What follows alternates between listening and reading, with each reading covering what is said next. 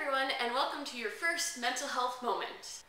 This week we're going to be taking a look at an international definition of what is mental health. What I did is I went on the website for the World Health Organization, looked at mental health, and just wanted to see what they had to say about the topic.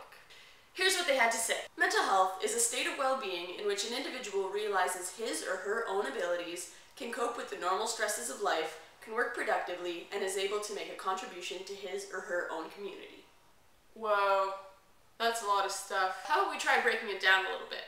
The first part of a definition is that it is a state of well-being. At this point, I'm realizing that they're not really defining mental health, but rather they're defining what it's like to be mentally healthy. They say it's a state of well-being or being well, but for some of us, we may not even know what that looks like. We'll let that slide for now. Let's take a look at the rest of the definition. The second part of the definition is where an individual realizes his or her own abilities. What does that even mean? I have the ability to pack my bags and take a trip to Europe. I have the ability to read every book on my bookshelf in one sitting.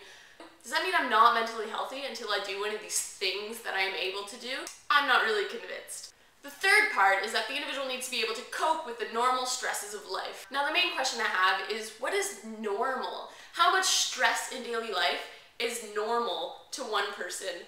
And if it's normal to you, who says that your amount of stress would be normal to me? Another point is not all stress is bad. This will actually come up as a topic in a separate video, but for some people, stress is a really, really good thing. So to be able to say that you can or cannot cope with the daily stresses, well, I'm not really sure that should be a part of this definition either.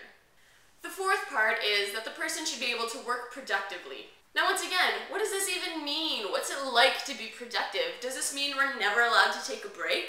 No, that doesn't make sense. We're allowed rest, and sometimes I just don't feel like doing the work that I'm supposed to be doing. Sometimes I just want to sleep in. Does that mean that I'm mentally unwell?